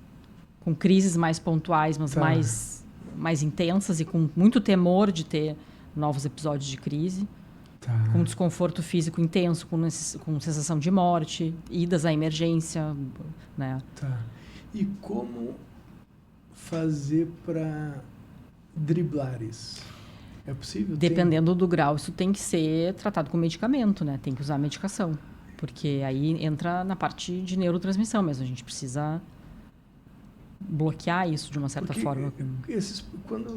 Indicado é fazer psicoterapia e o tratamento combinado. Tá. Para a maioria dos transtornos é psicoterapia, se a pessoa tem condição cognitiva, capacidade, mais a medicação. Mais o farmacológico. Entendi. Porque os pensamentos intrusivos, eles vêm do nada, né? Eles vêm de repente. Eu posso estar aqui conversando contigo e de repente preciso comprar shampoo. Sem mais nem menos. E aí vem, aquilo fica e eu começo a ter... Não é só o pensamento, eu tenho uma reação de ansiedade, de angústia, uma reação de medo ou uma reação desconfortável emocional em relação àquele pensamento, entende? Olha isso, cara. É muita coisa, né? Traumas podem... Desculpa, Traumas podem. Sim, porque daí se eu tenho por exemplo, uma enchente, né? Que a gente tem muita gente que viveu aqui, ou se não viveu de perto... Teve aquela comoção toda, todo mundo se sentiu afetado de uma certa forma. Eu vou ficar. Ou uma notícia, caiu um avião. Né? Aí eu começo, a gente quer ligar na notícia, quer ver, a gente fica, atiça a curiosidade e eu começo a ficar com o pensamento direcionado para aquilo. Né? Essas situações de tragédia. E aí, claro, se eu tenho um estímulo real, eu posso desenvolver um quadro em cima daquilo, ou de toque, né? Ou de ansiedade, de depressão. A gente tem muita ansiedade com depressão, né? Um quadro misto, é muito frequente a gente ver. Ah, tá. Os dois é bem comum, não é incomum. Não. A ansiedade com a depressão. Não é incomum. Tanto que a parte de tratamento, as medicações de primeira escolha para tratar na psiquiatria são antidepressivos para ansiedade, né? Eles tratam quadros ansiosos e depressivos. Porque às vezes se tu consegue parar com a ansiedade, já não evoluiria para depressão? Não, mas o que tu pode ter, e é bem frequente, tu ter um quadro de ansiedade bem proeminente, tu trata, vai diminuindo e fica um sintoma residual depressivo. Isso acontece. Muitas vezes até pode ser mais difícil de tirar, de tratar, de atenuar, porque... Muitas vezes a ansiedade ela é mais florida, né? Ela é mais proeminente o sintoma do que um sintoma de depressão. Se a pessoa tem um quadro misto, e a gente está falando de ansiedade, de depressão ansiosa, ou de ansiedade com depressão, a gente nem está falando de transtorno bipolar. Aí eu tenho uma série de apresentações, né? Sim. Eu posso estar triste, chorando de cama, 2 minutos depois eu estou agitado, eu preciso fazer faxina. Olha só. Ou eu preciso brigar com alguém. Para a pessoa...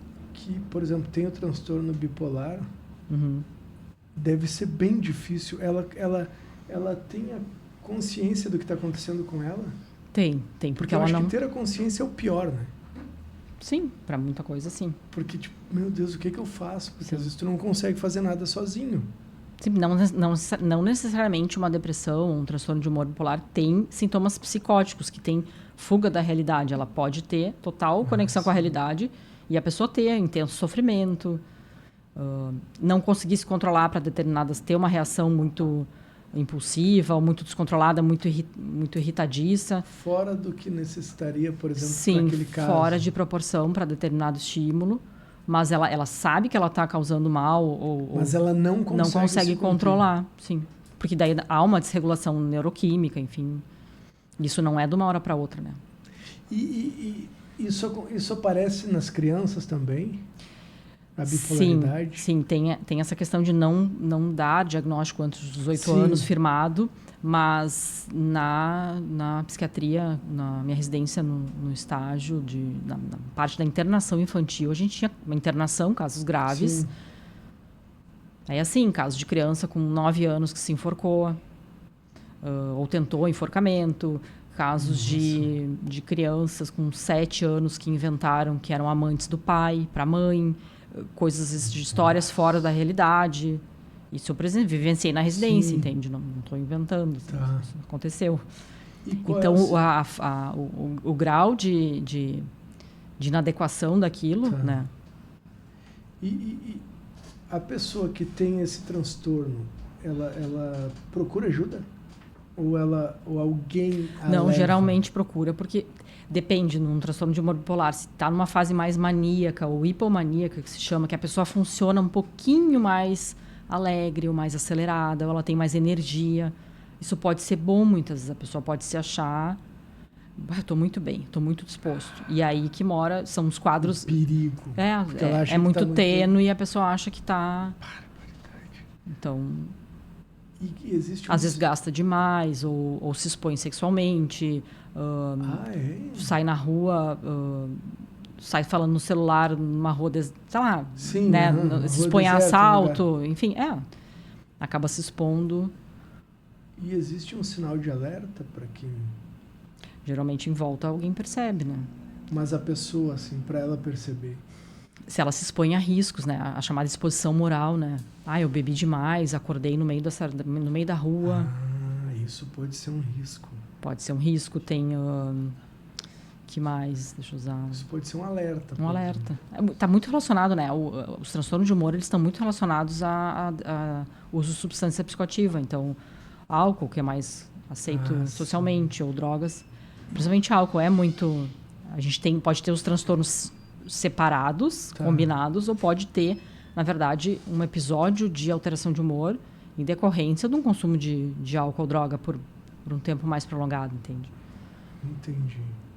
Isso é uma coisa importante. Sempre que se eu excluir uma doença orgânica, sei lá, um tumor, ou não bati a cabeça num acidente, não tive uma queda da escada, bati a cabeça. Se não aconteceu isso, se eu não tive uma infecção viral cerebral grave, eu tenho que...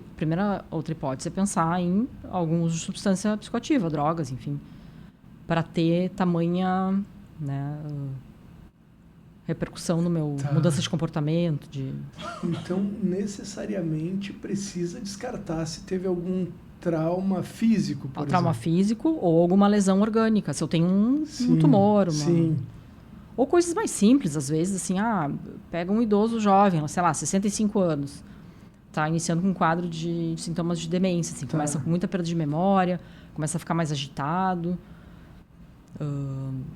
Eu tenho que olhar coisas básicas, às vezes os médicos não olham, né? Dão um diagnóstico e às vezes não é. Às vezes não é, eu posso ter uma... Pode estar um tumor ali. Não, ou coisas mais simples, uma vitamina D muito baixa, uma pessoa pode estar anêmica, né? Muito anêmica e está com sintomas de depressão e, na verdade, ela está com baixa oxigenação sanguínea porque ela está anêmica, né? Ela está... O carro dela não tem combustível, né? Não tem como ficar. Então, eu preciso descartar isso primeiro para depois... Alteração de tireoide, enfim, tem alterações orgânicas que são... que levam a sintomas neuropsiquiátricos, mas não é uma condição psiquiátrica inicial, primária. Entendi. Tem bastante coisa. Tem bastante coisa, eu estou fugindo um pouquinho. Sim, não, mas eu digo assim, nada... Nada para ter um raciocínio... Não é nada objetivo, né? Sempre tem que pesquisar, não dá para fechar, não é isso ou aquilo. Não dá. Tem muitas vezes que a gente precisa, às vezes tem que avaliar o paciente mais de uma vez para realmente delinear um diagnóstico, mas como eu te falei antes, a gente tem conjuntos de síndrome, né? Eu posso, hoje eu te avaliei a primeira vez, a tua síndrome é depressiva, ou é ansiosa, né? Ou se é muito, se é muito confuso, aí a gente precisa fazer exames ou investigar melhor ou descartar uma outra causa orgânica. Porque é comum, né? É comum, se eu infarto, eu posso ter uma depressão secundária. Organicamente, eu vou ter mudanças. Tenho mudanças orgânicas, fisiológicas, que vão me deixar com o cérebro mais inflamado, mais...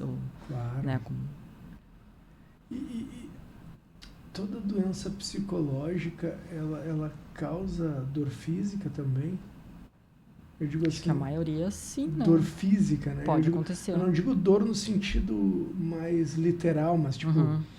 Sofrimento. Sofrimento físico. Angústia, sofrimento. Aquela coisa que parece que tu tá sentindo dor no corpo, assim, estalando e coisa. Inclusive tem, por exemplo, fibromialgia, né? Tem doenças crônicas, tem... patologias de dor crônica que são extremamente ligadas com quadros depressivos, porque tem uma neuroquímica, enfim, uma base semelhante, né? Olha, eu não sabia dessa aí. Sim, eu não sabia um monte de Tanto que coisa. se usa, às vezes, para dor crônica, para enxaquecas, pode se usar de antidepressivo, de tratamento.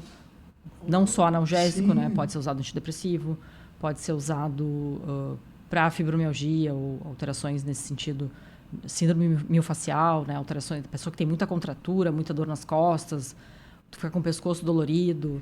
É diferente de fazer uma musculação e ficar dolorido. Né? Sim. A pessoa ela tem um estímulo diferente, ela tem ardência, tem falta de energia, dificuldade de se movimentar. Olha só. Aí se usa além de tratamento medicamentoso, né, analgésico, Sim. enfim, o relaxante muscular se usa antidepressivo. Antidepressivo também, que legal. Se usa antidepressivo também para algumas patologias, intestino irritável, né? Isso é uma área que eu gosto muito de trabalhar, né? Essa Então, parte de... Eu vi lá no teu Instagram que tu disse, ou tá escrito que a depressão começa no intestino? Uma Saúde coisa mental começa no assim? Saúde intestino. mental, isso. A gente teve aqui uma nutricionista que ela tratava a depressão pelo intestino. De acordo com a comida, explicou sobre as bactérias, né? Sim, que não a pode ter microbiota. excesso, isso, exatamente. Sim. Foi bem legal, assim, muito bom. E aí eu vi, tem a ver. E o bom do podcast é que, assim, a gente vai aprendendo um pouquinho de cada coisa, Sim, né? sim. Conversa um pouquinho, daí eu lembro, Isso é mais recente, né? Mas a gente tem as alterações... Praticamente 70%, 80% da serotonina que a gente tem no corpo é produzida no intestino. Imagina. Não é no cérebro. O cérebro tem ação mas a produção coisa. é intestinal e outros neurotransmissores, a forma como a gente digere a alimentação e absorve nutrientes ou não, né? Ou absorve os antinutrientes das porcarias que a gente come. Isso. Então a alimentação tem muita influência, né, no humor, para algumas pessoas mais, outras menos. Olha só. Quanto tempo, Bill? 1h25. Meu Deus. Mas é estamos uma área chegando que eu no gosto, fim. assim, eu tenho direcionado um pouco o meu Então, trabalho. a gente vai fazer o seguinte, Infelizmente, a conversa está muito boa, mas está chegando no fim. Eu preciso...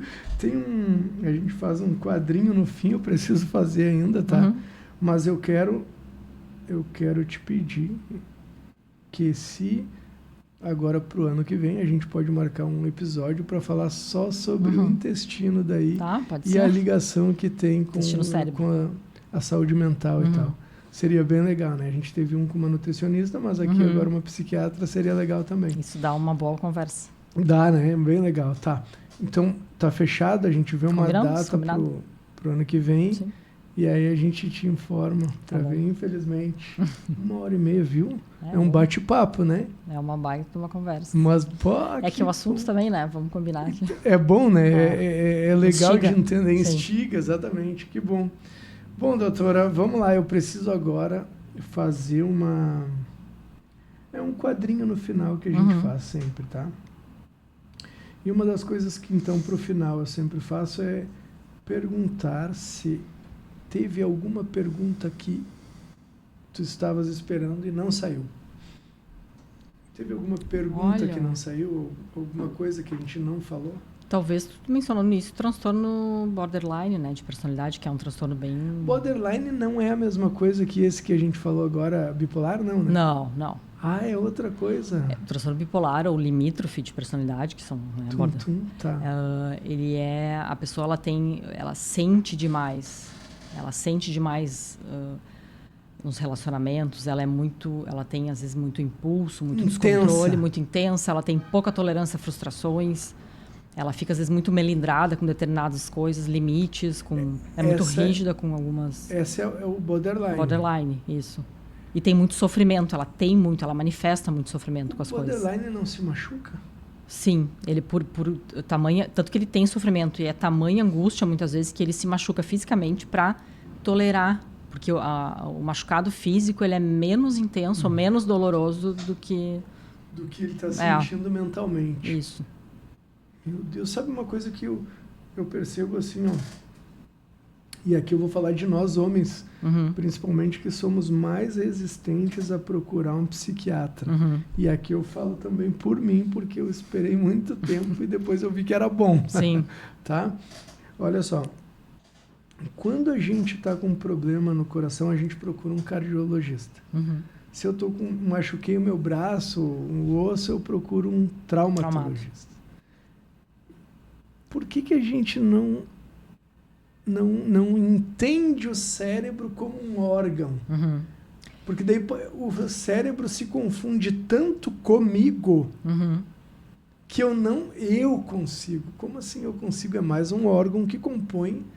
É que o cérebro é um órgão e eu tenho a minha mente, né? Eu tenho... Aí que tá. E muito da cultura, acho que ocidental também. De não ter tanto esse olhar para dentro, de saber como eu funciono, o que é melhor para mim, o que não é. Qual é o limite que eu tolero, como as pessoas me tratam. E agora tu falou uma coisa que... E o preconceito, né? A gente tem muito preconceito. Sim, eu queria muito fazer um podcast sobre o que? O cérebro e a mente. Uhum. Porque são coisas distintas, né? Sim. Apesar de não parecer. Sim. Porque a mente é aquilo que o cérebro produz, seria isso? Eu não sei, eu estou aqui... A mente controla muitos... eu posso... claro, a gente não vai falar de pensamento positivo, não é isso? Sim, mas eu digo de mente mesmo. Não, eu posso pelos meus pensamentos, a minha autogerência, eu posso talvez regular a minha mente. Vou dar um exemplo, a respiração, né? Se eu respirar lenta e profundamente, eu vou ativar um nervo vago. O meu nervo vago, ele está diretamente ligado à calma, à tranquilidade. Ele estimula o meu sono antes de dormir, eu vou ficar mais relaxado. Então, é uma maneira de eu respirando, te acalma, respira, puxa o ar com calma. É uma forma de eu me acalmar. Isso é um exemplo da mente domando o cérebro, né? Domando as minhas funções neuronais, digamos assim. Sim. Pai, isso é legal, isso me instiga tanto que tu não faz ideia, eu adoro. Vamos lá, então. Então, tu falou agora um pouquinho sobre o que é o borderline. Uhum. Eu jurava que o borderline, pelo próprio nome, né, borderline, Uhum. Fosse como Bipolar. o bipolar. É que pode até se confundir. Tá. A gente pode ter uma pessoa com um transtorno de personalidade limítrofe, borderline, Tá. e com um quadro declarado de... Porque são, até um tempo atrás, tinha no DSM, né, na Classificação Sim. Internacional de Transtornos Mentais, tinham os eixos, né? Como é que é a parte de estrutura orgânica, se a pessoa tem alguma lesão, se bateu a cabeça, se está com algum tumor, se a pessoa tem um transtorno, uma síndrome, um transtorno mental, se ela tem, como é que é a parte psicossocial, como é que é o entorno familiar e social do indivíduo. Para poder ir descartando. Para poder ir descartando. Mas eu posso, nada impede de eu ter 2 transtornos, Sim, né? Olha. Assim, por isso que às vezes é tão difícil a gente dar diagnóstico, e por isso que imagino. muita gente é também mal diagnosticada e maltratada, né? Às vezes trata uma coisa e não é, né? Exato. Outro exemplo é o transtorno, o autismo, né? O transtorno do espectro autista, ele pode dar as altas habilidades, né? Inteligência, superdotação, enfim. Eu posso ter um desses transtornos de neurodesenvolvimento e ter mais evidente uma ansiedade e tratar um paciente por anos como ansioso. Mas, na verdade, ele tem um transtorno de neurodesenvolvimento. Claro, entendi. Né? A Renata é mamãe e eu sou pai hidrasto de um menino que tem TEA, de um menino autista nível 3 de suporte, não verbal. Por isso que a gente fez o quadro, então, do Te Apoio, porque a minha ânsia de conhecer o universo, porque o meu primeiro contato foi quando eu conheci a Renata, e aí até para ajudar ela no dia a dia, saber como lidar e tal. Daí a gente criou e a gente trouxe gente muito boa para falar sobre o autismo aqui. Algumas legal. Eu acompanhei. Muito boa mesmo. A gente trouxe uma neurocientista pós-doutora em autismo, que ela faz pesquisa daí em camundongos e tal. Olha, eu acho que assim, maravilhoso o episódio. Porque eu sempre quis entender o que acontece dentro do cérebro de um autista. Daí ali naquele episódio, ela, apesar de ser ela é pós-doutora, pesquisadora e tal, dá aula na URGS, ela falou de uma forma tão simples que didático. Eu entendi. Hoje eu ensino, se me perguntar, eu Sim. falo o que ela me disse, assim, entendendo o que Mas isso também é um dom, né? A pessoa ter a capacidade didática de... E olha, eu te sugiro, se tu gosta de um episódio muito bom, o dela foi maravilhoso. Eu acho que eu sei qual é, eu passei. A doutora Carmen Gottfried. Tá? Muito bom. Esse eu te sugiro. Sim. Tem algum recado que tu queira dar para o pessoal que vai nos ouvir? Eu tenho uma frase para Então, vamos lá, dizer, enfim, que parece, que até onde eu sei é do... ai, meu Deus, o pai da medicina... Sócrates. Hipócrates. Isso, Hipócrates. Se você está disposto a abrir mão daquilo que lhe adoeceu para o tratamento, né, para se tratar, enfim. Muito legal. Tu sabe que agora, com essa tua frase, me veio que o Rafael, o cardio... É mais ou menos assim a frase, né? Sim, a gente estava conversando sobre isso e ele falou que o pessoal às vezes vai no consultório dele, às vezes faz uma cirurgia porque o coração estava daquele jeito, né? Sei lá, faz um cateterismo, alguma coisa para abrir uma veia e tal, e volta a fazer as mesmas coisas pelas quais fizeram com que ele fosse lá fazer. Sim. Que é exatamente o que diz tua frase, né? Sim. Quanto que a gente está disposto a abrir mão... daquilo que nos adoece. Não é? Porque, eu não sei se eu vou falar bobagem, mas o que nos adoece normalmente é bom, né? Aparentemente. É que a gente tem a gente tem que olhar para a autorresponsabilidade. O que a gente... Qual é a nossa participação naquele... né, nos nossos sucessos, mas também nos nossos problemas. Perfeito. Porque sempre tem, né? A gente tem que ser um pouco humilde para... Exatamente, para aceitar. Para aceitar. Exato. Doutora, agora eu vou lhe pedir que a gente tomou uma água. O nome do podcast é um Golecast. Eu vou mais uma vez dizer por quê, apesar de ter certeza que tu já sabes. Sim. Um Golecast começou porque a gente teríamos convidados aqui que ia poder beber o que quisesse. Mas como a gente mudou então o perfil do podcast, a gente resolveu então passar mais informação, conhecimento para o pessoal que nos assiste. O nome é nosso, registrado, tudo certinho. Eu fiquei pensando, um Golecast é legal o nome e tal, né? E o pessoal que vem aqui tem muito conhecimento, muito mesmo. Então, a gente fez como nosso jargão, digamos assim, Sim. Que o nosso convidado ele é sempre a garrafa cheia do conhecimento, e ele vem aqui e deixa um gole daquilo que ele sabe pra gente, porque nem que ele quisesse ele conseguiria deixar a garrafa toda, e nem se fosse possível nós entenderíamos. Então, de gole em gole, a gente vai aprendendo um pouquinho. Legal. Então, bom. O que a gente faz? O nosso convidado sempre pega a tampinha. Tu já viu também? Eu vi. Lá embaixo tem o Bill vai esse fazer furinho esse aqui. cortezinho. Isso aí. Era isso, doutora. Mais uma vez, muito obrigado. E eu vou deixar registrado aqui no final que nós teremos mais um episódio contigo para falarmos sobre intestino e doenças mentais, assim, quais as ligações e como melhorar isso. Fechado, né? Combinado. Então, muito obrigado. Muito obrigada, foi um prazer. Adorei muito obrigada. Conversa, aprendi mais um pouco. Se tu perceber, eu trago um pouquinho sempre dos golinhos que eu já tomei, então tu vai falando, eu vou me lembrando do que já passou por aqui, das pessoas, e aí vou... Então, de verdade, obrigado pelo gole. Eu que agradeço. Pelo golinho que a gente bebe juntos pra gente, de verdade.